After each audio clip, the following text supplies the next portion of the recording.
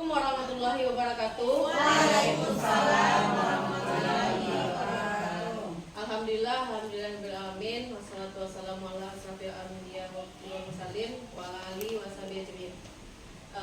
Pertama-tama marilah kita ucapkan puji dan syukur kehadiran Allah Subhanahu wa taala yang telah melimpahkan rahmat dan karunia kepada kita semua sehingga kita dapat hadir di sekolah yang kita cintai ini. Salam dan salam tidak lupa kita hadiahkan kepada pucuk pimpinan umat Islam sedunia, yakni Nabi besar Muhammad SAW. Yang sama-sama kita hormati Bapak Ibu Majelis Guru SDN nomor 1 Jalan Kertapi yang telah hadir pada hari ini. Pada hari ini saya akan mempresentasikan tugas saya, yaitu menyebarkan pemahaman dan penerapan budaya positif, yaitu tugas saya modul 1.4 yang tentangnya budaya positif. Nah, yang pertama yang ingin saya tanyakan sebelum saya lanjutkan presentasi saya, budaya positif ini apakah sebelumnya sudah pernah Bapak Ibu dengar? Belum. Nah, kira-kira kalau mendengar kata-kata budaya positif ini, apa yang terlintas di dalam pikiran Bapak Ibu? Hal yang baik ya. Jadi kita lanjutkan. Nah, jadi seorang pendidik ini harus memiliki kemampuan dalam mewujudkan budaya positif di sekolah. Budaya positif tersebut terlihat dari penerapan konsep perubahan paradigma belajar, disiplin positif, motivasi perilaku manusia, kebutuhan dasar, posisi kontrol guru, keyakinan kelas, dan segitiga restitusi. Nah, jadi budaya positif ini ada beberapa konsep intinya, yaitu ada 8. Yang pertama, perubahan paradigma belajar, disiplin positif, nilai-nilai kebajikan, kebutuhan dasar manusia, motivasi perilaku manusia, posisi kontrol guru, keyakinan kelas, dan selanjutnya segitiga restitusi. Nah, dari di 8 ini ada tidak yang pernah Bapak Ibu dengar dari 8 ini? Segitiga restitusi itu Bu. Ya, segitiga restitusi. Apa lagi Bapak Ibu? Kira-kira yang pernah Bapak Ibu dengar sebelum ini? Posisi kontrol guru. Lalu motivasi perilaku manusia. Nah, sebenarnya kata-kata yang seperti ini sudah lazim kita lakukan di sekolah, namun mungkin tidak tahu judulnya atau tata cara yang kita lakukan di sekolah. Nah, ini sudah biasa yang dilakukan di sekolah. Oke. Jadi 8 konsep inti budaya positif ini bertujuan untuk agar anak-anak kita ini menjadi anak-anak yang sesuai dengan profil pelajar Pancasila. Nah, sebelumnya ini filosofi Ki Hajar Dewantara. Pendidikan adalah menuntut tumbuh atau hidupnya kekuatan kodrat yang ada pada anak agar dapat memperbaiki tingkah lakunya untuk dapat mencapai keselamatan dan kebahagiaan setinggi-tingginya sebagai manusia maupun sebagai anggota masyarakat. Nah, kita sebagai pendidik itu tugasnya itu sebagai pamong dalam memberi tuntunan dan arahan agar murid tak kehilangan arah dan membahayakan dirinya. Karena kita sama-sama tahu murid-murid kita ini banyak yang kita dengar ada yang terlibat tawuran atau mungkin yang udah menyimpang segala macam. Jadi kita sebagai pendidik ini harus menjadi seorang yang memberi tuntunan, bukan penuntut, tapi sekarang menjadi tuntunan bagi murid-murid kita. Nah, sekolah ini diibaratkan sebagai tanah tempat bercocok tanam sehingga guru mengusahakan sekolah menjadi lingkungan yang menyenangkan. Jadi guru-guru ini diibaratkan seperti petani. Jadi kita yang menanamkannya, apa yang kita butuhkan supaya tanaman ini tumbuh subur. Nah, tentu kita berikan pupuk, kita berikan air, disiram segala macam. Nah, jadi ibaratnya seperti itu kita sebagai guru ini, sebagai petani. Nah, jadi kita guru ini juga mengusahakan sekolah itu menjadi lingkungan yang menyenangkan, menjaga dan melindungi muridnya dari hal-hal yang tidak baik. Dengan begitu karakter anak dapat tumbuh dengan baik. Nah, ini filosofi dari Ki Hajar Dewantara. Ada 3. Yang pertama, Ing Ngarso Sungtulodo, Ing Madya Mangunkaso, lalu Tuturi Handayani. Nah, ketiga filosofi ini bertujuan untuk agar anak-anak kita tuh selamat dan bahagia sebagai manusia dan juga anggota masyarakat. Nah, pembelajaran dengan paradigma baru. Sekarang pembelajaran kita berbasis kurikulum merdeka. Jadi pembelajaran paradigma baru itu merupakan pembelajaran yang dirancang berdasarkan prinsip pembelajaran berdiferensiasi sehingga para murid belajar sesuai kebutuhannya berdasarkan tahap perkembangan sesuai teori psikologi modern, yakni untuk mewujudkan profil pelajar Pancasila. Nah, ini ada 6 elemennya. Yang pertama mungkin kita sama-sama sudah tahu ya. Yang pertama, beriman bertakwa kepada Tuhan Yang Maha Esa dan berakhlak mulia. Yang kedua, berkebinekaan global, mandiri, bergotong royong, bernalar kritis dan kreatif. Nah, di sini ada perubahan paradigma dari stimulus respon menjadi teori kontrol. Nah, ada terjadinya miskonsepsi tentang kontrol yang dikemukakan oleh Dr. William Glasser dalam kontrol teori. Nah, yang pertama, ilusi guru mengontrol murid. Padahal sebenarnya kita ini tidak bisa mengontrol murid secara terang-terangan. Itu hanya ilusi kita. Oh, kita berpikiran kita bisa mengontrol murid. Padahal tidak bisa kita paksakan murid sesuai yang kita inginkan, kecuali di dalam dirinya sendiri. Yang kedua, ilusi bahwa semua penguatan positif, efektif dan bermanfaat. Padahal kadang kemungkinan murid ini sadar dan menolak bujukan. Kadang lawak bujuknya tak pernah muat dong, seperti itu. Jadi itu hanya ilusi kita, pikiran kita saja. Yang ketiga yaitu ilusi bahwa kritik dan membuat orang merasa bersalah dapat menguatkan karakter. Nah, ini kita membuat murid-murid kita merasa bersalah dengan tujuan menguatkan karakter, padahal tidak semua membuat merasa bersalah ini bisa membuat karakternya menjadi kuat. Bisa saja dia menjadi kebalikannya. Jadi mengontrol murid menuju identitas ini jadinya gagal karena dengan pembuatan merasa bersalah ini. Lalu selanjutnya, ilusi bahwa semua orang dewasa memiliki hak untuk memaksa. Nah, ini tidak bisa kita gunakan dalam jangka panjang. Jadi tidak bisa kita terus-terusan sebagai orang dewasa untuk memaksa anak yang lebih kecil daripada kita. Jadi ini tidak efektif untuk jangka panjang dan permusuhan terbentuk. Jadi kalau misalnya kita terbiasa untuk menekan anak-anak kecil bahwa kita sudah dewasa, ini tidak bisa kita gunakan dalam jangka panjang dan mungkin anak-anak ini bisa menjadi bermusuhan dengan kita. Itu yang ditakutkan. Di sini ada bagaimana seseorang bisa berubah dari paradigma stimulus respon kepada pendekatan teori kontrol. Menurut Stephen R. Covey, bila kita ingin membuat kemajuan perlahan, sedikit-sedikit ubahlah sikap atau perilaku Anda. Jadi sebenarnya kita sebagai guru ini adalah sebagai teladan bagi anak-anak kita. Jadi sebelum kita mengubah anak-anak kita, tentu kita dulu yang berubah. Apakah kita sudah benar menjadi guru atau belum? Jadi namun bila kita ingin memperbaiki cara-cara utama kita, maka kita perlu mengubah kerangka acuan kita.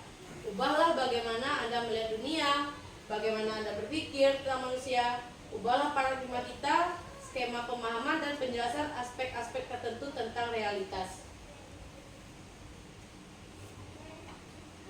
Nah, ini dia stimulus respon lawan teori kontrol tentang pandangan tentang dunia. Nah, awalnya kita berpikir yaitu realitas atau kebutuhan kita ini sama. Padahal yang sebenarnya bagaimana kebutuhan kita ini? Pasti berbeda. Jadi tidak mungkin kebutuhan kita itu sama. Itu stimulus respon. Padahal teorinya realitanya itu kebutuhan kita itu berbeda setiap orangnya. Yang kedua, semua orang melihat hal yang sama. Padahal sebenarnya kita memiliki pandangan yang berbeda-beda. Jadi tidak bisa kita menganggap ini benar, belum tentu orang lain menganggapnya benar. Mungkin saja orang menganggap itu salah, atau mungkin sebaliknya. Yang ketiga, kita mencoba mengubah orang agar berpandangan sama dengan kita. Nah, ini juga kita tidak bisa menganggap pandangan kita itu sama dengan orang lain. Selanjutnya, perilaku buruk dilihat sebagai suatu kesalahan. Jadi ternyata semua perilaku itu pasti ada tujuannya. Lalu selanjutnya, orang lain bisa mengontrol saya. Nah, yang ini kita memiliki kontrol penuh terhadap diri kita sendiri. Jadi tidak bisa orang lain mengontrol kita. Kita memiliki kekuatan untuk mengontrol diri kita sendiri. Selanjutnya, ini kebalikannya, saya bisa mengontrol orang lain. Jadi kita tidak bisa dikontrol orang, juga seperti itu sebaliknya. Kita juga tidak bisa mengontrol orang lain. Pemaksaan ada pada saat dudukan gagal. Nah, di sini yang terjadi adalah kolaborasi dan konsensus menciptakan pilihan-pilihan baru. Selanjutnya model berpikir menang atau kalah, padahal sebenarnya model berpikir itu menang, menang, dan menang. Nah, sekarang ada makna disiplin. Saya yakin dan percaya Bapak Ibu sudah pernah mendengar kata-kata disiplin. Menurut Bapak Ibu, apa itu disiplin?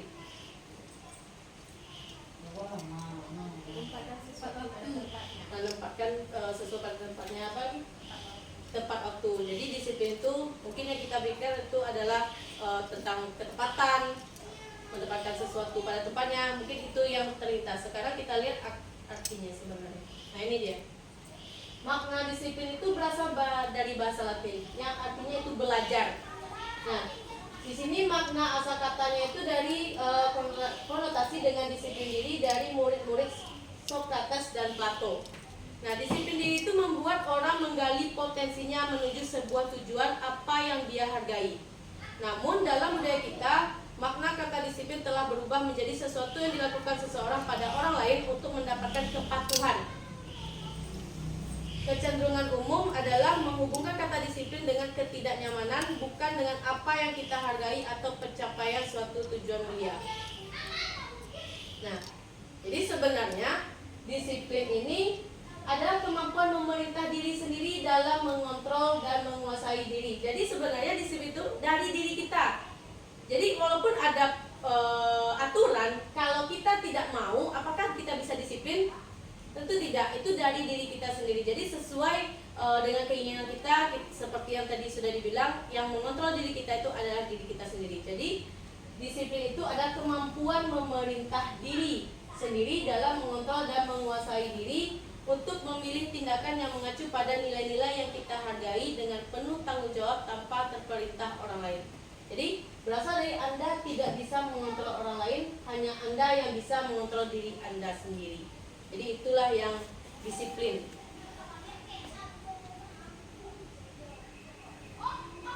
Nah, jadi di sini ada tujuan dari disiplin tersebut, yaitu menanamkan motivasi internal pada murid-murid kita, yaitu menjadi orang-orang yang mereka inginkan dan mereka menghargai diri mereka sendiri dengan nilai-nilai yang mereka percaya.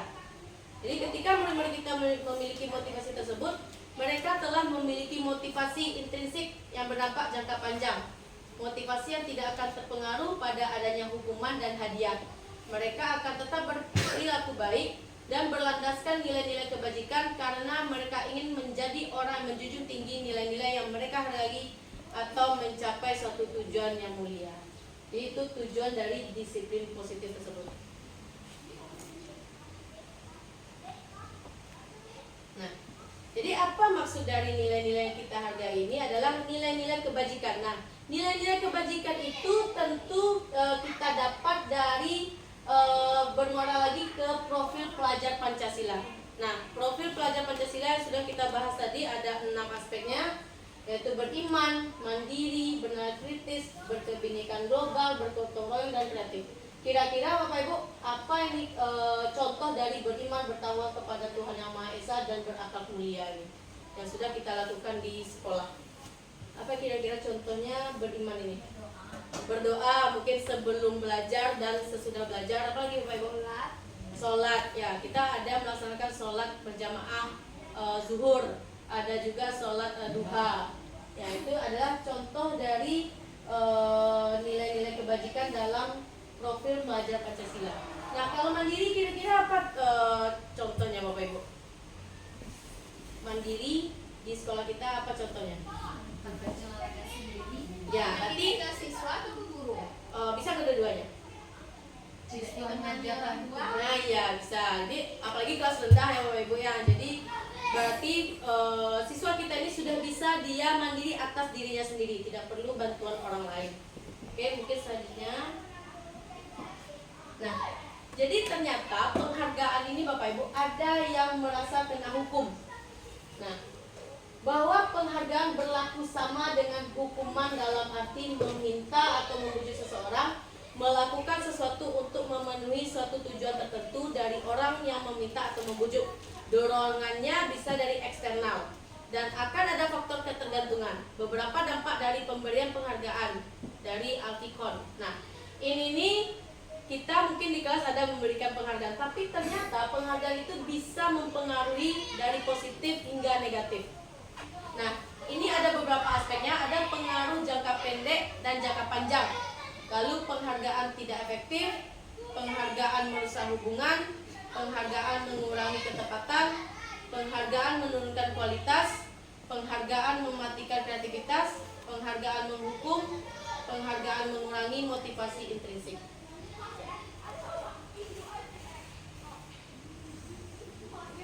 Nah, ini adalah pengaruh jangka pendek dan jangka panjang.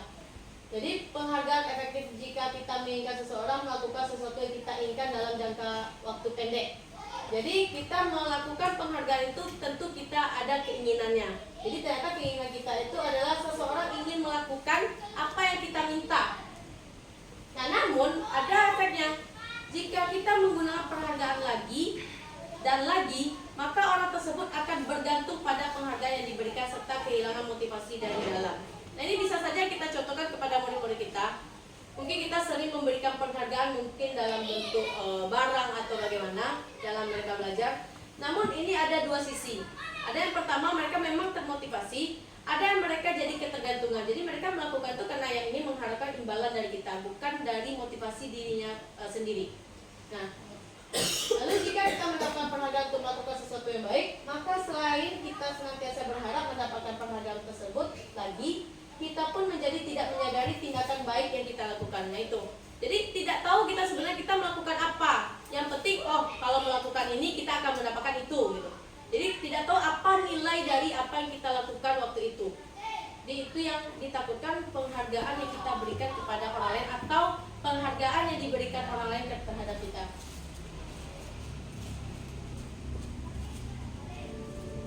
Yang selanjutnya, penghargaan tidak efektif. Suatu penghargaan adalah suatu benda atau peristiwa yang diinginkan yang dibuat dengan persyaratan. Hanya jika Anda melakukan hal ini, maka Anda akan mendapatkan penghargaan yang diinginkan. Jika saya mengharapkan suatu penghargaan dan tidak mendapatkannya, maka saya akan kecewa dan berkecil hati. Serta kemungkinan lain kali saya tidak akan berusaha sekeras sebelumnya.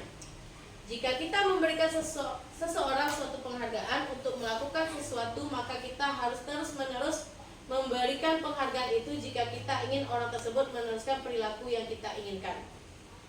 Orang yang berusaha berhenti merokok atau orang yang berusaha diet, menguruskan badan, bila diberikan penghargaan hampir pasti tidak berhasil.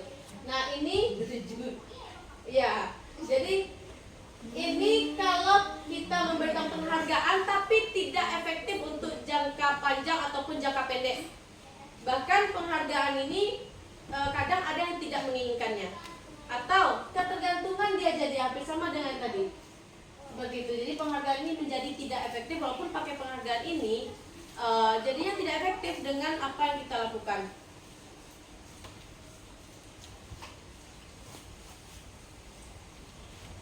Selanjutnya, penghargaan merusak hubungan. Ketika seorang diberi penghargaan atau dipuji di depan orang banyak, maka yang lain akan merasa iri dan sebagian dari mereka akan tidak menyukai orang yang diberikan penghargaan tersebut. Nah, ini bisa kita contohkan juga di kelas. Kita memberikan penghargaan untuk anak-anak yang sudah menjawab pertanyaan kita. Namun ternyata anak-anak lain merasa iri dengan penghargaan yang kita berikan kepada anak tersebut. Nah, ini bisa merusak hubungan antara kita dengan anak atau anak tersebut dengan anak yang kita berikan penghargaan itu. Jadi penghargaan ini bisa juga menjadi perusak hubungan.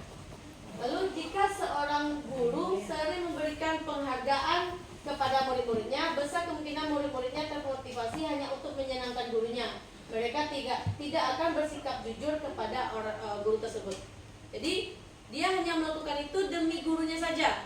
Padahal guru memberikan penghargaan itu bertujuan supaya dia yang ingin berubah, bukan untuk menyenangkan guru tersebut.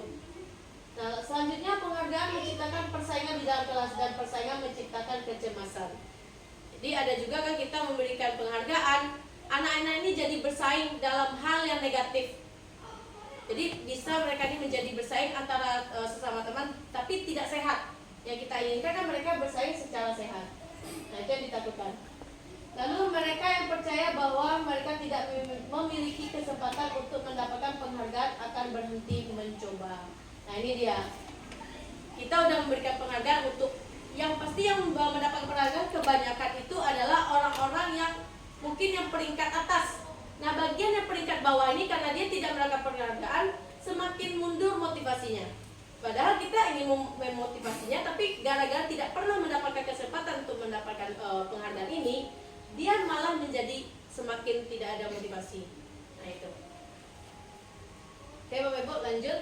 Nah penghargaan mengurangi ketepatan. Nah ini ada penelitiannya. Riset pertama, dalam sebuah percobaan sekelompok anak laki-laki berusia sekitar 9 tahun diminta untuk melihat gambar-gambar wajah yang ditampilkan di layar, dan mereka harus memberitahukan jika wajah-wajah tersebut sama atau berbeda. Gambar-gambar tersebut hampir sama. Beberapa dari mereka diberi penghargaan dalam bentuk uang.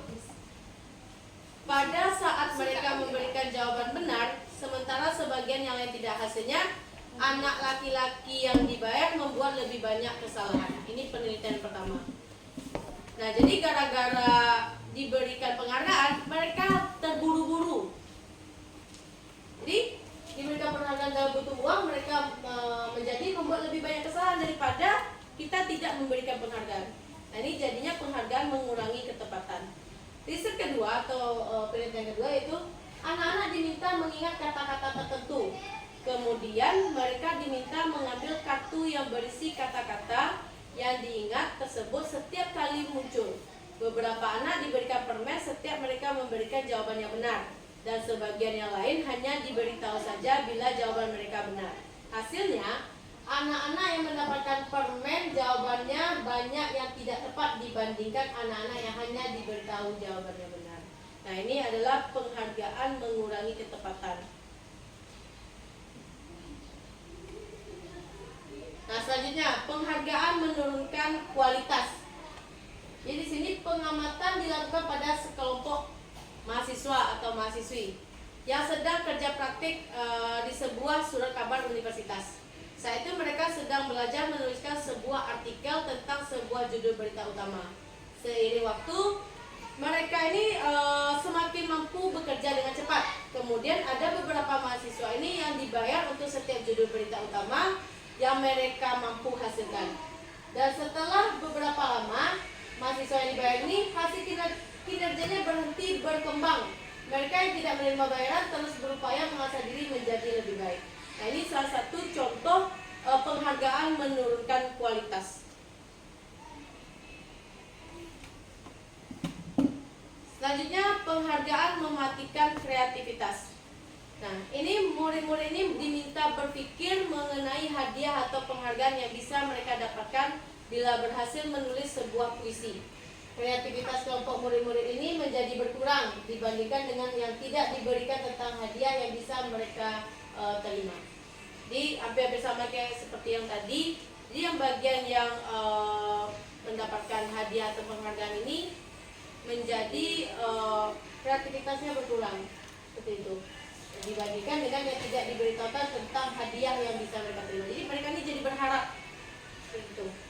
Lalu penelitian menunjukkan bahwa pekerjaan seni atau sebuah penulisan cerita menjadi kurang kreatif bila dijanjikan sebuah hadiah atau penghargaan. Selanjutnya dalam tugas-tugas memecahkan masalah, para murid memakan waktu lebih lama dan memberikan jalan keluar kurang kreatif saat mereka dijanjikan suatu penghargaan. Nah, ini bentuk penghargaan yang mematikan kreativitas. Diberikan penghargaan, bukannya kreativitasnya semakin muncul, ternyata kreativitasnya malah semakin hilang.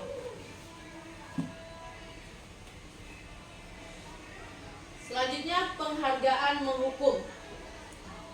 Penghargaan menghukum ini mereka ini tidak mendapatkan penghargaan. Misalnya dalam sistem ranking, mereka yang mendapatkan ranking kedua akan merasa paling dihukum. Jadi mereka merasa pada sudah diberikan penghargaan bentuk juara kelas yang kedua, tapi karena ada ranking pertama mereka merasa terhukum sendiri. Mungkin ada dari pihak keluarga atau mungkin pihak sekolah atau bagaimana, tapi mereka merasa seperti itu. Lalu selanjutnya, memberikan penghargaan dan hukuman adalah hal yang sama, karena keduanya mencoba mengendalikan perilaku seseorang. Selanjutnya, karena orang pada dasarnya tidak suka dikendalikan, dalam jangka waktu lama, penghargaan akan terlihat sebagai hukuman. Jadi biasanya sudah diberikan hadiah atau bagaimana, tapi mereka merasa terhukum karena mungkin ada suatu ketika diberikan penghargaan tidak sesuai dengan harapan mereka. Jadi mereka sudah terbebani. Oh, sudah diberikan penghargaan, kok malah tidak sesuai dengan harapannya. Jadi mereka merasa terhukum gara-gara itu. Terus selanjutnya, jika suatu penghargaan diharapkan, namun Anda tidak mendapatkannya, Anda akan merasa dihukum.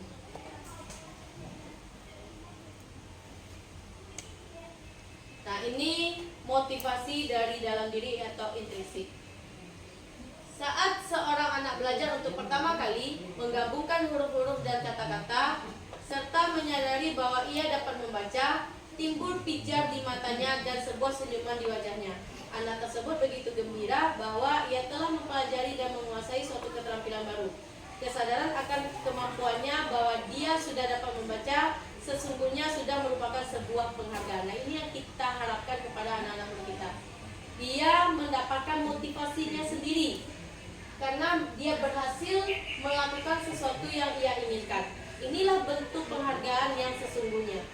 Karena kalau penghargaan yang dari eksternal ini, ada kemungkinan efek-efek yang akan terjadi seperti yang telah disebutkan tadi.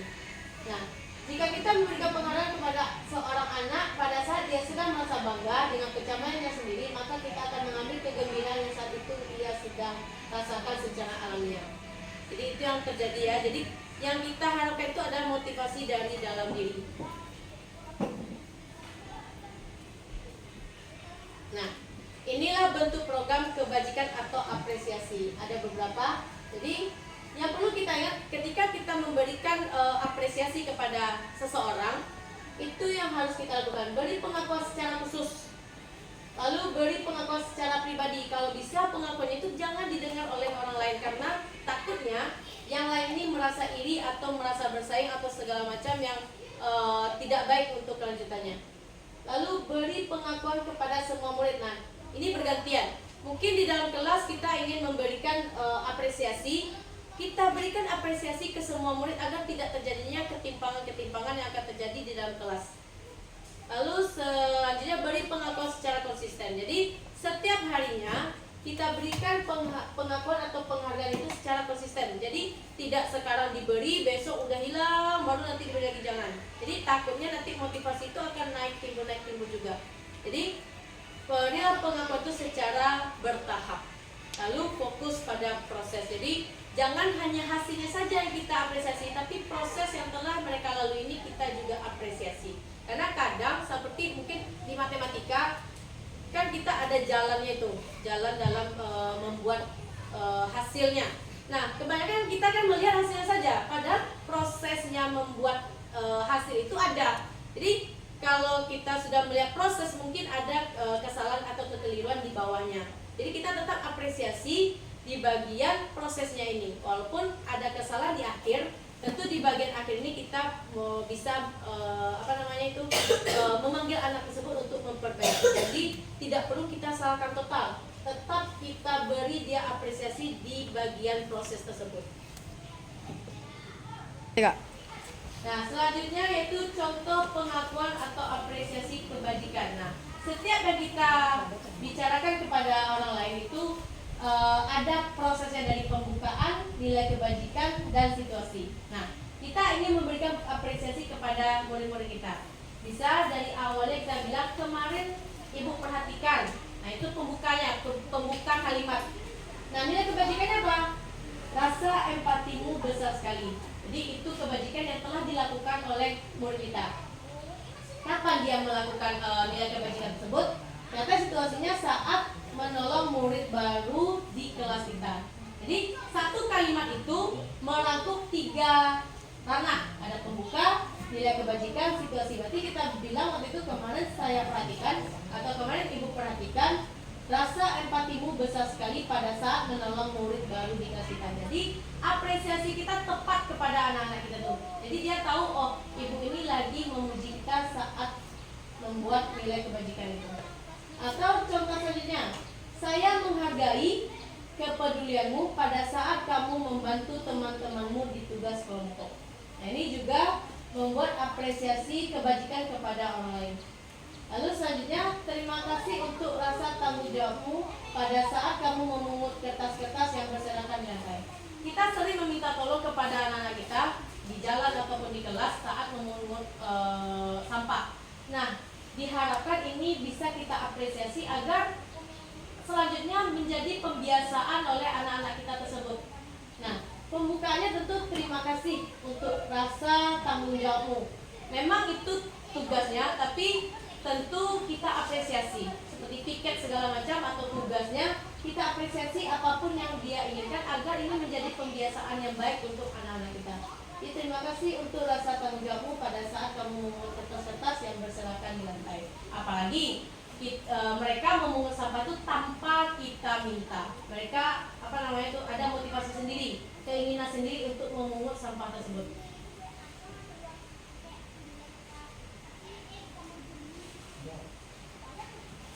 Nah, ini teori motivasi perilaku manusia. Jadi semua motivasi itu ada dorongannya. Bisa dari eksternal, dari luar, ada juga dari internal, dari dalam dirinya. Nah, yang kita harapkan itu sebenarnya yang eksternal atau yang internal, Bapak Ibu? Nah, yang internal. Karena kalau eksternal ini tidak bisa menjadi pembiasaan biasanya. Jadi berharap terus. Nah, ini ada 3 poinnya. Jadi untuk menghindari ketidaknyamanan atau hukuman, apa yang akan terjadi apabila saya tidak melakukannya? Jadi kalau kita melakukan ini, apa yang akan terjadi? Kita memikirkan apa yang akan terjadi dari luar. Itu motivasinya dari eksternal. Mungkin yang seperti ini sering terjadi di kehidupan kita sehari-hari. Kita takut akan efek dari apa yang kita lakukan dari luar. Nah, yang kedua, untuk mendapatkan imbalan dari orang lain atau institusi. Apa yang akan saya dapatkan apabila saya melakukannya? Misal, kita ngapain? Kita melakukan datang pagi ke sekolah. Apa tujuannya? Mungkin agar tidak dimarahi kepala sekolah, atau mungkin agar diberikan apresiasi, atau mungkin dapat penghargaan dan segala macam. Itu dari eksternal. Ada harapan-harapan kita dari eksternalnya, dari orang lain. Nah, kalau yang seperti itu, berarti itu tidak bisa jadi pembiasaan. Bagaimana kalau kita bisa pindah tempat yang lain? Tidak ada eksternal ini. Apa yang akan terjadi? Jadi ini tidak bisa juga digunakan menjadi motivasi yang jangka panjang. Nah, selanjutnya untuk menghargai diri sendiri. Ini yang bisa kita pakai dimanapun kita berada. Jadi saya akan menjadi orang yang seperti apa bila saya melakukannya. Jadi kita lakukan ini agar kita menjadi orang yang lebih baik. Bukan karena dipuji orang, atau ada kecemasan dari orang lain, atau mungkin kita dapat tindakan yang tidak baik dari orang lain kalau kita tidak melakukan tersebut. Jadi kita kenapa ingin datang pagi? Oh, supaya kita bisa menghargai diri kita sendiri menjadi seorang guru. Atau mungkin kita ingin menjadi teladan bagi anak-anak murid kita. Nah, dan segala macam itu ada dari dalam diri kita sendiri. Nah, itulah yang motivasi internal. Nah, ini bertujuan dari disiplin positif. Nah, kebutuhan dasar manusia ada 5, yaitu cinta kasih atau diterima, penguasaan, kebebasan, kesenangan, dan survival. Nah, di antara 5 ini apakah semua orang kebutuhannya sama? Tidak, ya. Jadi tidak semua orang kebutuhannya sama. Setiap manusia itu kebutuhannya berbeda-beda. Nah, ini salah satu contohnya. Ini ada kasus Ibu Ani, guru kelas 5 di SD Pelita Hati, sedang bingung menghadapi ulah salah satu murid di kelasnya, yaitu bernama Agus. Beberapa anak telah datang dan mengeluhkan Agus yang seringkali meminta bekal makan siang mereka dengan paksa. Jika Anda menghadapi situasi seperti Ibu Ani, apa yang akan Anda lakukan? Nah, kira-kira apa alasan Agus melakukan hal itu? Menurut Bapak Ibu, kalau situasinya seperti ini, dari yang saya lihat dulu sebelumnya. Nah, ada cinta kasih yang diterima, penguasaan, kesenangan, kebebasan atau survival ini bertahan hidup ya Bapak Ibu, survival. Nah, menurut Bapak Ibu dari 5 ini, kalau kasusnya seperti Agus,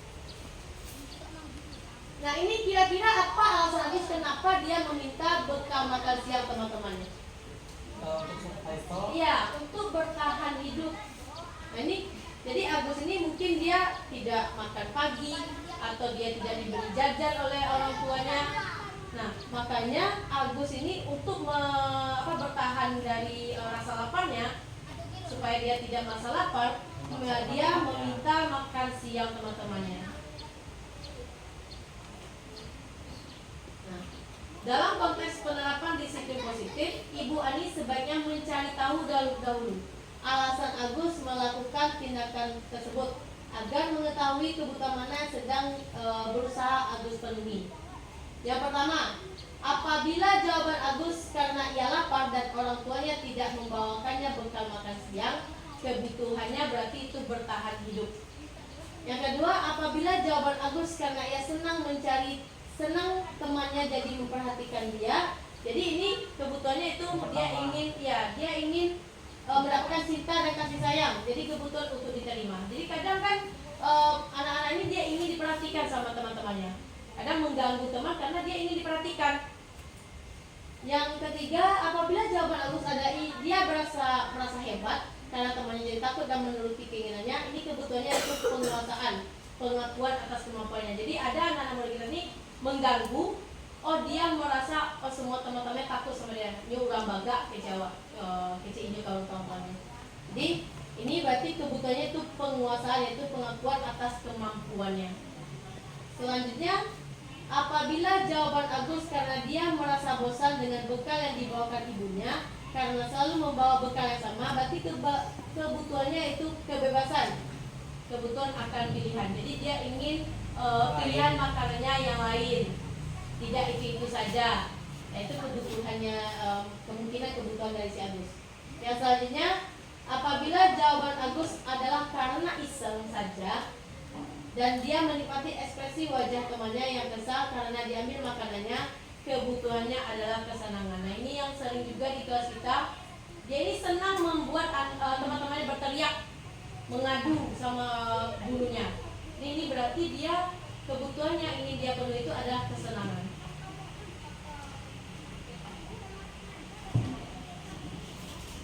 Nah, kita sebagai guru itu bisa memposisikan diri kita, namun posisi-posisi ini ada yang berefek tidak baik.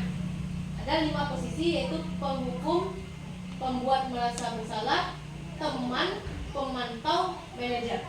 Kira-kira Bapak Ibu sebelum ini dilanjutkan, kita sering di bagian mana? Di antara 5 posisi ini, posisi kontrol kita ini, kebanyakan dari kita yang mana? Yang sering dari kita, pemantau, penghukum, apalagi? Itu yang paling sering ya, teman. Nah, ternyata penghukum ini Bapak Ibu, kita akan merasa dihukum dia akan jela. Tapi ternyata tidak Bapak Ibu.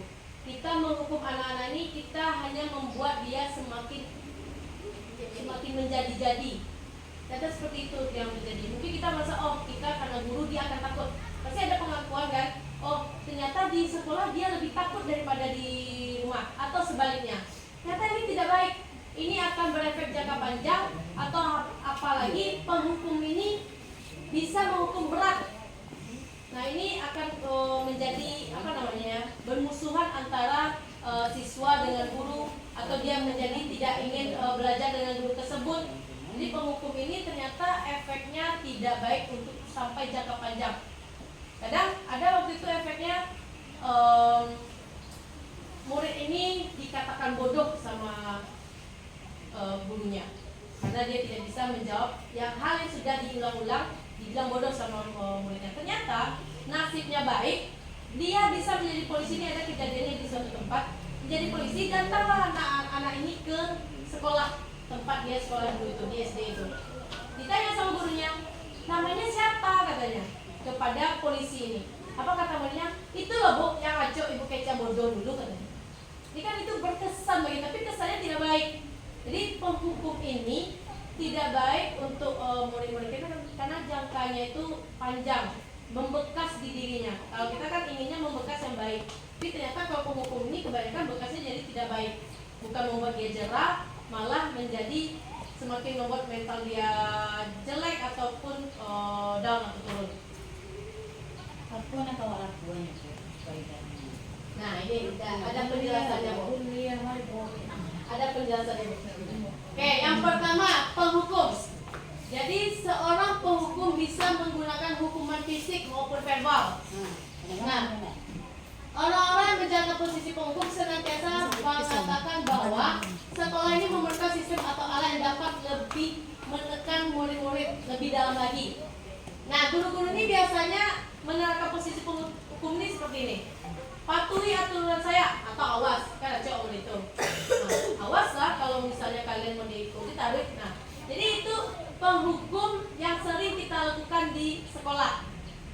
Kita beranggapan bahwa kalau kita berikan kata-kata awas ini, dia akan takut sama kita. Mungkin awalnya iya, tapi ini kalau diterus-teruskan, mungkin mereka akan itu sih gaya ibu itu nyok. Tapi tidak ada. Malah membalik sama dia, atau mungkin yang lainnya malah merasa takut atau bagaimana. Tapi kalau takutnya seperti itu juga tidak baik. Nah, ini yang kedua, kamu selalu saja salah. Ini mungkin dia membuat latihan atau bagaimana, tapi sering membuat kesalahan. Nah, kita hukum dia dengan kata-kata kita, dengan verbal. Kata-kata ini yang menyakiti hatinya, yang berefek kepada motivasi dia untuk belajar. Pasti selalu yang terakhir selesai. Nah, ini juga kita kan kadang sering murid-murid kita yang itu saja yang terakhir selesai. Mungkin yang sering ngobrol atau sering bermain. Nah, dia lagi-lagi mengerjakan tugas itu paling akhir selesainya. Dan kita sebagai guru malah berkata hal-hal yang seperti ini. Selalu pasti kamu terus yang terakhir selesai. Nah, ini juga sebagai penghukum. Yang seperti ini membuat pasti kebanyakan murid-murid kita kalau tidak melawan terdiam ya. Jadi terdiam ini banyak makna. Mungkin terdiam ini merasa dia sedih atau bagaimana. Nah, itu penghukum. Lalu guru seperti ini senantiasa percaya hanya ada satu cara agar pembelajaran bisa berhasil, yaitu cara dia. Dia orang-orang penghukum ini merasa kalau dia sudah paling benar mengajarkan murid-muridnya. Menghukum anak itu adalah paling jitu. Padahal belum tentu. Anak-anak ini kalau dihukum kadang dia tidak menerima. Selanjutnya pembuat merasa bersalah. Ini karena saya Nah, pembuat merasa bersalah ini pada posisi ini biasanya guru akan bersuara lebih lembut, membujuk anak-anak tersebut. Nah, pembuat rasa bersalah akan menggunakan keheningan yang membuat orang lain merasa tidak nyaman, bersalah atau rendah diri. Kata-kata yang keluar dengan lembut akan seperti kita sering kadang bicara kepada anak-anak ini dengan tujuan kita lembut, tapi ternyata ini membuat merasa bersalah kepada anak-anak kita. Ibu sangat kecewa sekali dengan kamu. Kita kan bilang ini kadang kan dengan lembut. Nah, anak dengan tujuan supaya anak-anak kita ini merasa bersalah. Selanjutnya, gimana? Itu aku nak di PC. Nah, ini ada lanjutannya, Bu. Lama itu. Berapa kali Bapak harus memberitahu kamu ya? Nah, ini contoh yang selanjutnya. Gimana coba kalau orang tua kamu tahu kamu berbuat begini? Nah, kita juga sering yang berkata seperti ini. Bawa kok kalau mau dikopak kecil orang tua. Nah, mempan. Nah, makanya dia membuat merasa bersalah ini ternyata tidak mempan juga. Nah, selanjutnya di posisi ini murid akan memiliki penilaian diri yang buruk tentang diri mereka. Murid merasa tidak berharga dan telah mengecewakan orang-orang disayanginya. Tapi ternyata tidak hanya ini yang ternyata murid kita tidak mempan, lebih bebal lagi daripada yang kita duga ya. Jadi di sini ada beberapa aspek kalau mereka Kalau mereka mungkin merasa tidak mempan seperti itu, mungkin ada cara lainnya. Tapi kalau ini contohnya mereka merasa rendah diri, masuk oleh bersalah bana onyo ke gurunya. Itu yang pembuat merasa bersalah.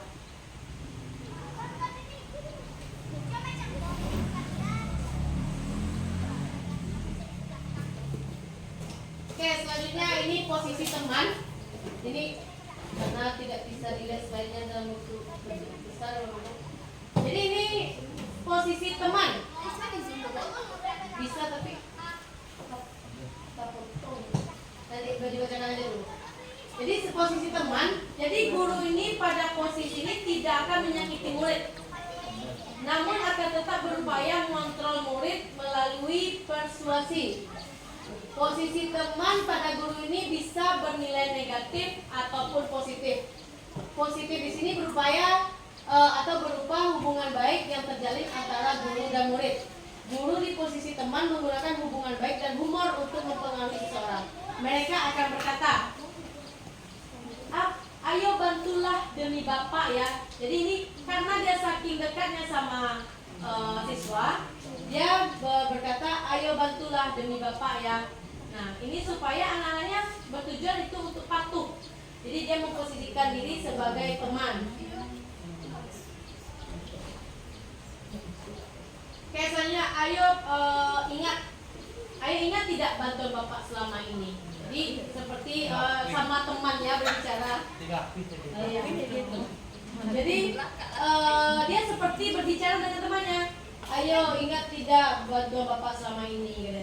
Jadi supaya anak ini patuh sama dia tujuannya. Ya sudah, kali ini tidak apa-apa, nanti ibu bantu bereskan. Nah ini membuat siswanya tidak mandiri. Jadi gurunya pula yang membereskan kerjaan dari siswanya. Ini karena dia menganggap dirinya ini teman dengan muridnya.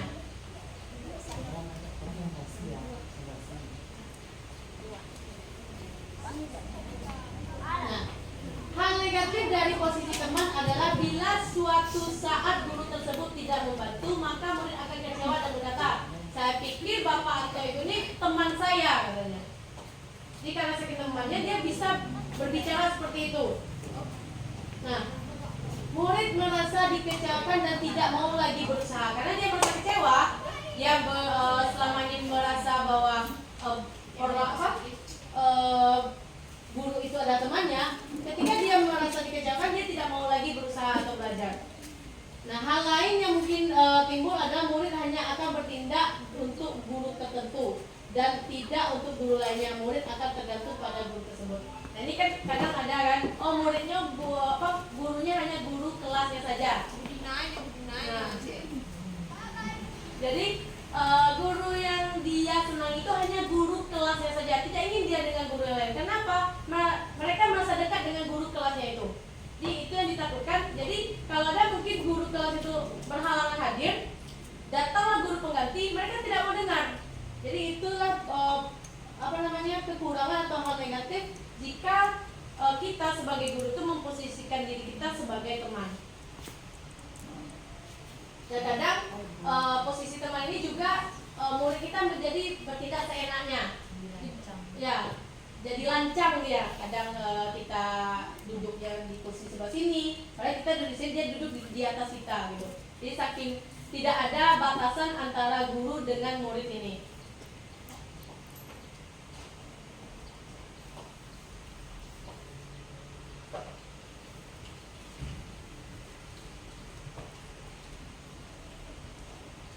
Selanjutnya pemantau, yaitu memantau itu seperti mengawasi. Nah, pada saat kita mengawasi, kita bertanggung jawab atas perilaku orang-orang yang kita awasi. Posisi pemantau berdasarkan pada peraturan-peraturan dan konsekuensi. Dengan menggunakan sanksi atau konsekuensi, kita dapat memisahkan hubungan pribadi kita dengan murid sebagai seseorang yang menjaga posisi pemantau. Pertanyaannya seperti ini kalau jika kita sebagai pemantau. Jadi misalnya murid kita melanggar sesuatu, kita ingatkan peraturannya apa. Nah, apa yang telah kamu lakukan? Sanksi atau konsekuensinya apa? Jadi kita seperti memantau sifat dan sikap dari siswa kita tersebut. Nah, seorang pemantau ini sangat mengandalkan perhitungan. catatan data yang dapat digunakan sebagai bukti atas perilaku seseorang. Posisi ini akan menggunakan stiker catatan daftar cek. Posisi pemantau sendiri berawal dari teori stimulus respon yang menunjukkan tanggung jawab guru dalam mengontrol murid. Ini pemantau ini sebenarnya dulu berdasarkan stimulus respon. Jadi kita bertujuan untuk mengontrol murid sesuai dengan aturan yang ada. Namun ternyata ini ada juga efeknya yang tidak baik.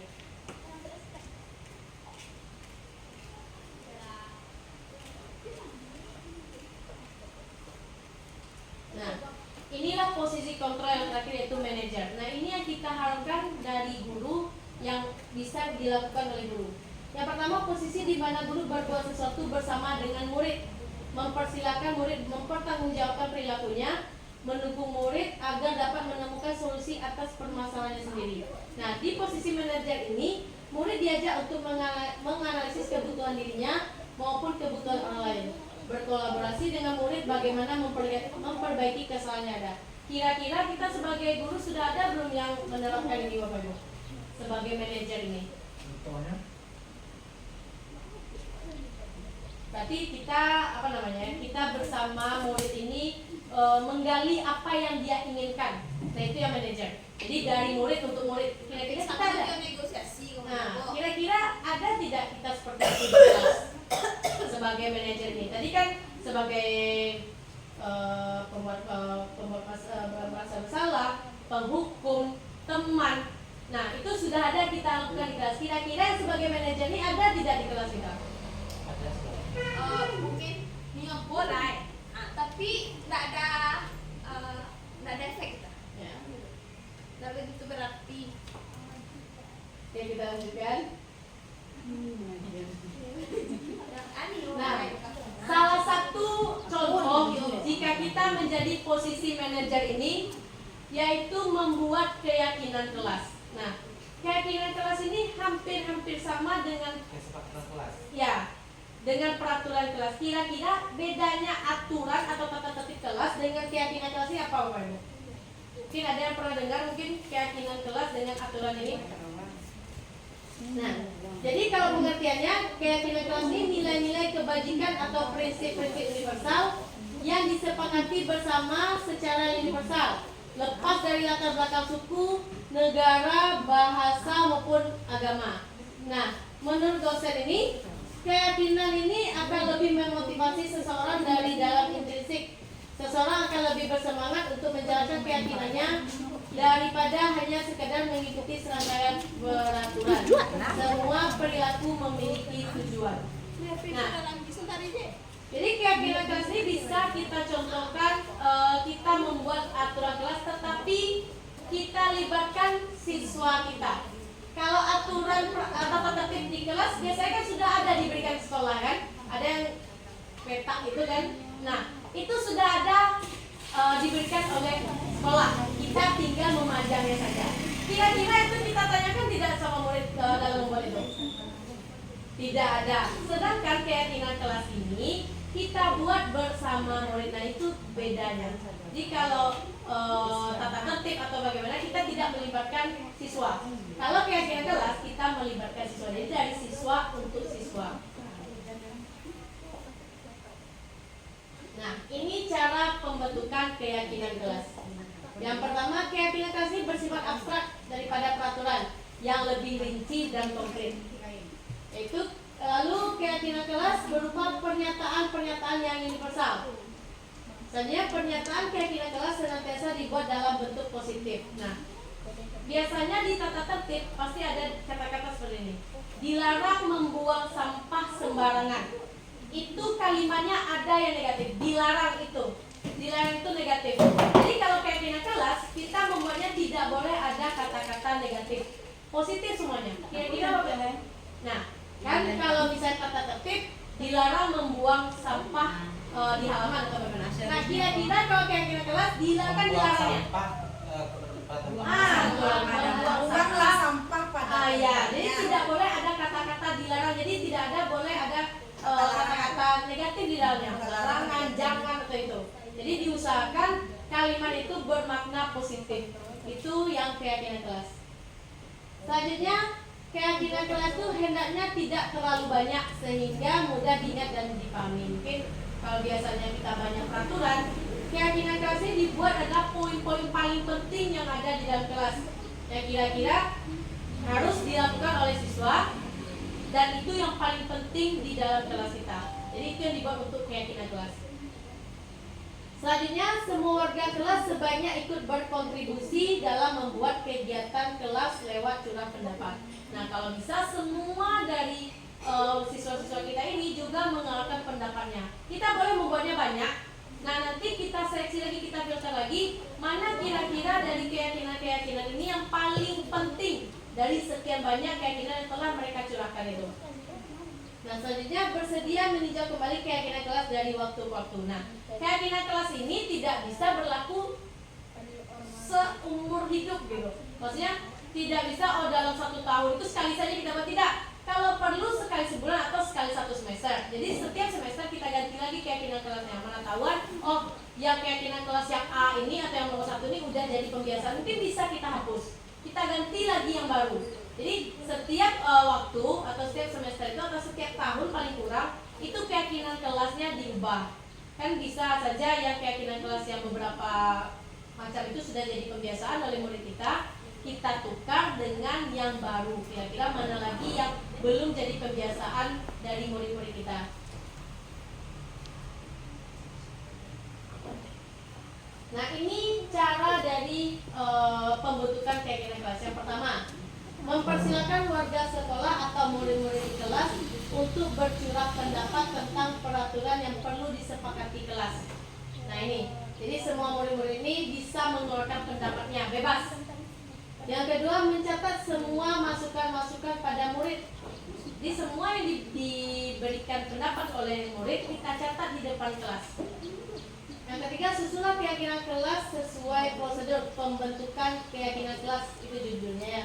Gantilah kalimat-kalimat dalam bentuk negatif menjadi positif, yang seperti saya katakan tadi. Jadi jika ada kata-kata dari, pasti mungkin murid-murid belum tahu kan masalah ini. Jadi pasti dia bilang dilarang meribut, dilarang keluar masuk. Nah, dilarangnya ini yang akan kita ubah. Kira-kira apa kalimat yang bagusnya atau kalimat positifnya agar tidak ada kata-kata negatif tersebut. Nah, setelah semuanya kita buat, tinjau kembali daftar curah pendapat yang sudah kita catat itu. Jadi tidak semua kita catat, karena kalau kita semua ada 30 pula keyakinan kelasnya terlalu banyak. Yang ada nanti tidak ada yang kita poinkan gitu kan. Kalau semuanya mungkin pasti ada yang terbengkalai atau gimana. Jadi mending mungkin 5 atau sampai 10 paling banyak saja keyakinan kelas untuk semester ini. Kalau bisa nanti kalau sudah jadi pembiasaan baru kita angkat lagi masalah yang lainnya. Lalu selanjutnya tinjau ulang keyakinan kelas secara bersama-sama. Setelah kita pilih keyakinan kelas tersebut, kita tinjau kembali. Mungkin ada yang kurang atau masih ada kata-katanya yang masih negatif atau bagaimana, kita periksa kembali keyakinan kelas yang telah kita buat tersebut. Selanjutnya meninjau ulang dan menyetujuinya dengan menandatangani keyakinan kelas tersebut. Jadi setelah semua yang kita buat, keyakinan kelas yang sudah selesai, kita tanda tangani dulu supaya ini sudah sah untuk kita lakukan di kelas. Jadi keyakinan kelas ini juga saja bisa dilekatkan di dinding kelas di tempat yang udah dilihat oleh keluarga kelas. Nah, menurut Bapak Ibu, keyakinan kelas setiap kelas itu sama atau berbeda? Berbeda. Jadi kebutuhan kelas kita itu berbeda-beda. Mungkin di kelas 1 mungkin peraturannya seperti ini atau keyakinan kelas seperti ini. Tapi di kelas 2 mungkin berbeda pula. Jadi keyakinan kelas ini memang hanya diperuntukkan untuk warga atau murid-murid yang ada di kelas itu. Jadi berbeda mereka itu. Nah, ini contohnya. Keyakinan kelas 1 dan kelas 5. Kalau kelas 1 setiap anggota kelas perlu belajar. Setiap anggota kelas perlu senang, perlu melakukan tugas, perlu saling menghargai, perlu merasa aman. Nah, itu keyakinan kelas 1. Sedangkan di kelas 5 ini lebih detail lagi. Mungkin yang pertama selalu bersikap positif, senantiasa menjadi diri terbaik, percaya dan menghormati orang lain serta barang miliknya, berkomitmen terhadap setiap tugas, senantiasa membantu. Nah, ini lebih lebih umum lagi. Kalau yang kelas 1 kan memang perlu baru belajar. Sedangkan di kelas 5 dia lebih ke sikapnya, sikap dan sifatnya. Nah, jadi berbeda. Jadi tidak mungkin keyakinan kelas 1 itu dibawa pula di kelas 5. Jadi kayak mendikte kita jadinya. Padahal di kelas 5 ini dia lebih bebas lagi daripada kelas 1.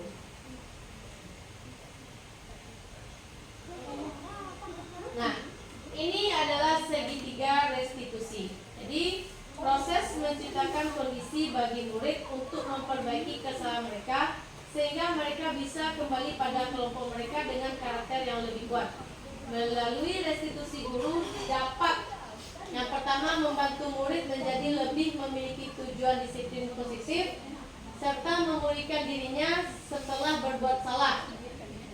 Membantu murid untuk jujur pada diri sendiri dan mengevaluasi dampak dari kesalahan yang dilakukan. Selanjutnya memberikan penawaran bukan paksaan. Nah, itu segitiga restitusi.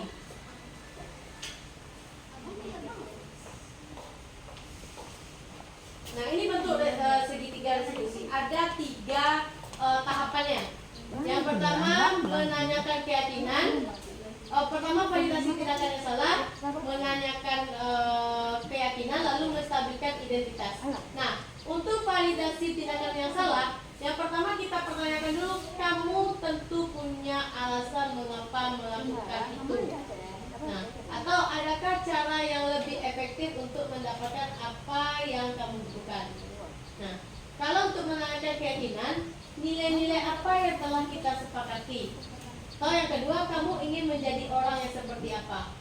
Yang terakhir itu menstabilkan identitas. Nah, setiap orang pasti pernah melakukan kesalahan, atau kamu bukan satu-satunya yang pernah melakukan ini. Jadi segitiga restitusi ini akan kita utarakan ketika anak-anak ini melakukan kesalahan. Jadi tidak langsung kita bawa mereka dan segala macam. Tidak. Itu ada tahap-tahapannya agar biasanya kita kan kalau ada anak-anak salah itu dia merasa bersalah terus. Kalau kita bisa kalau ketika anak-anak itu salah, dia bisa melakukan perbaikan sikap tanpa harus kita melakukan kata-kata yang menyakiti perasaannya. Nah, ini 9 ciri-ciri restitusi. Yang pertama, bukan untuk menebus kesalahan, namun untuk belajar dari kesalahan. Jadi makanya tadi dibilang untuk memperbaiki apa yang dia lakukan sebelumnya. Yang kedua, memperbaiki hubungan. Yang ketiga, tawaran bukan paksaan. Yang keempat, restitusi menuntun untuk melihat ke dalam diri. Jadi biasanya anak-anak bersikap sesuatu itu kita gali lagi ke dirinya. Mungkin ada sebab dan akibat. Restitusi mencari kebutuhan dasar yang mendasari tindakan. Yang keenam, restitusi diri adalah cara yang paling baik untuk memperbaiki diri. Yang ketujuh, restitusi fokus pada karakter bukan tindakan. Yang kedelapan, restitusi fokus pada solusi. Yang kesembilan, restitusi mengembalikan murid yang berbuat salah pada kelompoknya. Nah, ini tahapan segitiga restitusi. Yang pertama, menstabilkan identitas. Nah, ini contoh-contohnya. Berbuat salah itu tidak apa-apa. Yang kedua, tidak ada manusia yang sempurna. Yang ketiga, saya juga pernah melakukan kesalahan seperti itu. Yang keempat, kita bisa menyelesaikan ini. Kelima, Bapak Ibu tidak tertarik mencari siapa yang salah, tapi Bapak Ibu ingin mencari solusi dari permasalahan ini.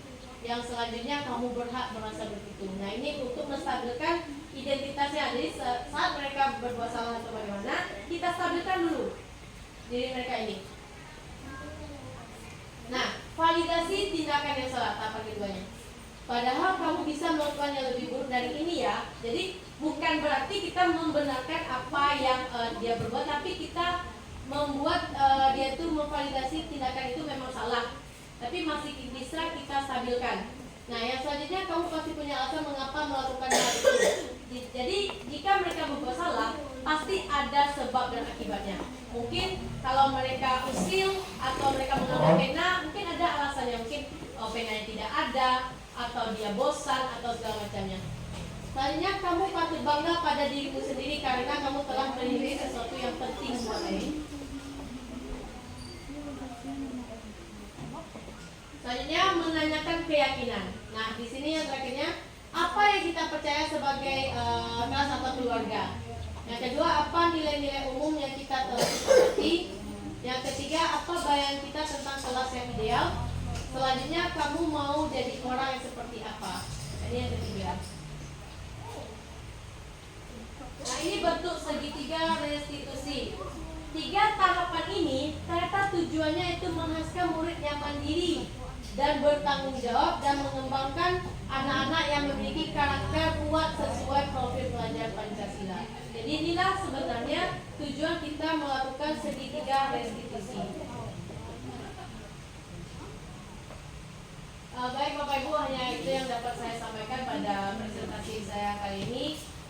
Saya mohon maaf jika ada kesalahan dan kekurangan. Saya akhiri dengan Assalamualaikum warahmatullahi wabarakatuh. Waalaikumsalam.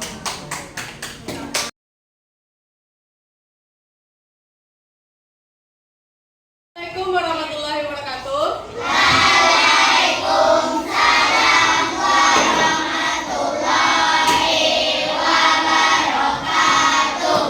Oke, selamat pagi anak-anak ibu semuanya. Selamat pagi Bu. Bagaimana kabarnya hari ini? Alhamdulillah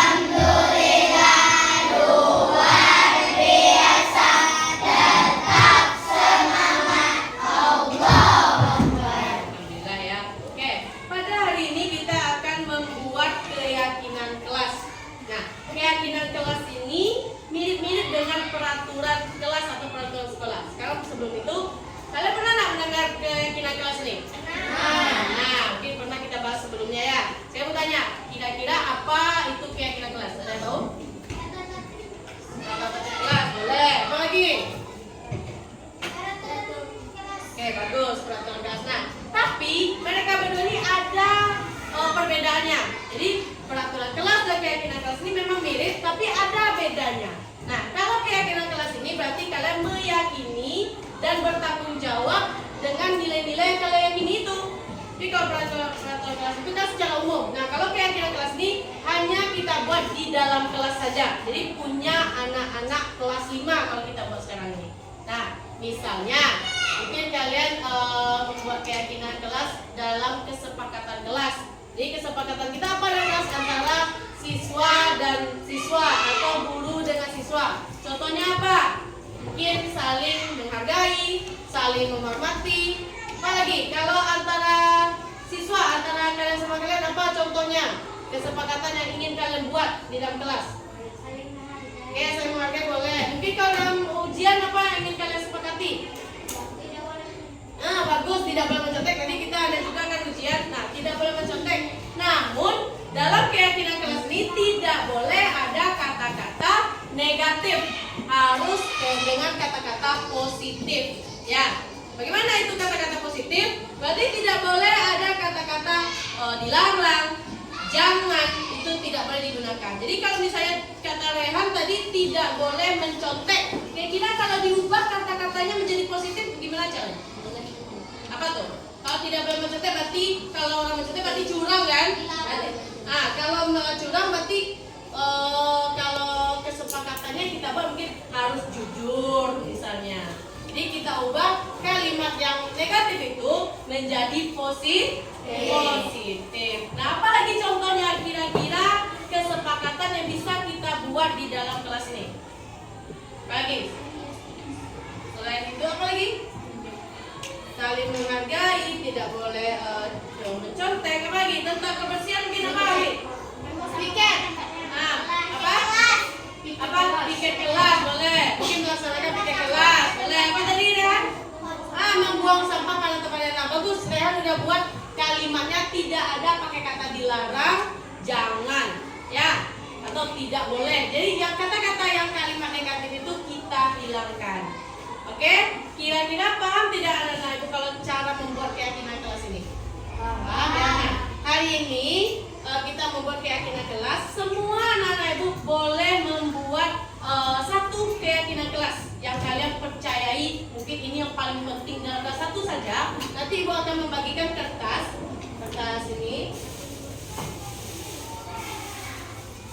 Nah, ini akan ibu bagikan satu per kalian. Nanti kalian tulis satu keyakinan kelas yang menurut kalian paling penting yang harus dilaksanakan di dalam kelas. Nah, ini ibu harapkan kalian buatnya dalam kalimat positif langsung. Nanti semua pendapat kalian tempelkan ke sini. Nanti kita pilih kira-kira mana yang paling penting kita laksanakan di dalam kelas. Atau mungkin ada yang sama, mungkin ada semuanya membuang sampah pada tempatnya. Mungkin ada bertiga orang membuat itu. Satu aja ibu ambil. Oke? Nah itu. Paham kira-kira? Paham ya? Oke.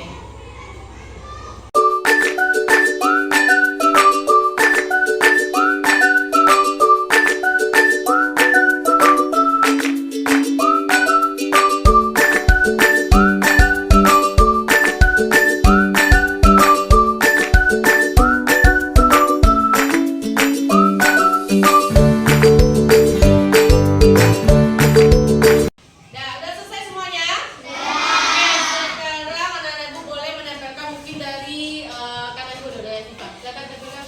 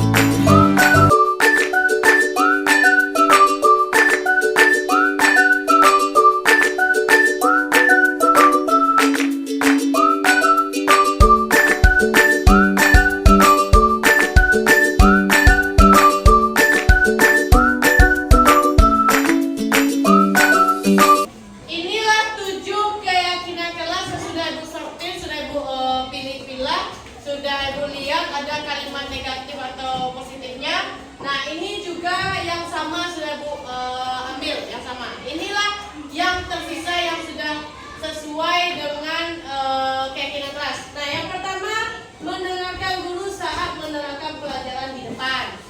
Lalu belajar dengan giat, menjaga perasaan teman, menjaga kebersihan kelas, membuang sampah pada tempatnya, bersikap jujur, lalu memakai atribut yang lengkap. Kira-kira ini keyakinan kelas ini kalian setuju tidak? Setuju. Berarti ini harus kalian laksanakan di kelas ya. Tidak boleh, ini berarti sudah keyakini soalnya. Kalian yakini, kalian seperti yang bilang tadi, kalian berusaha bertanggung jawab untuk melaksanakan. Nah, kira-kira ini sudah setuju? Bisa dilaksanakan 7 poin cuman? Bisa dilaksanakan di kelas? Bisa. Nah, jadi ini keyakinan kelas 5. Keyakinan kelas 5 berarti berbeda lagi keyakinan kelas 4 dan sebagainya.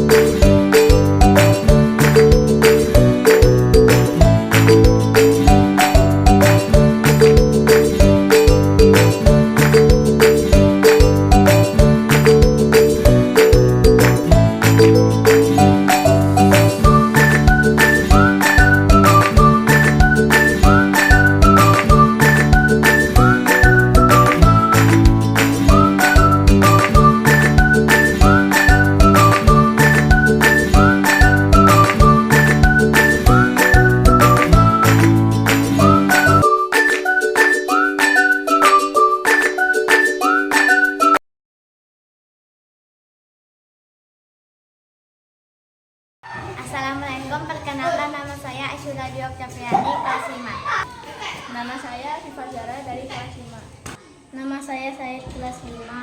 Saya Janjula Ramadan kelas 5.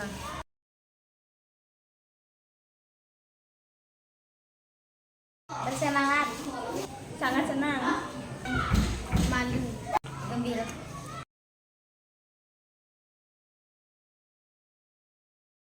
Sangat penting. Penting sekali. Iya, penting. Sangat penting.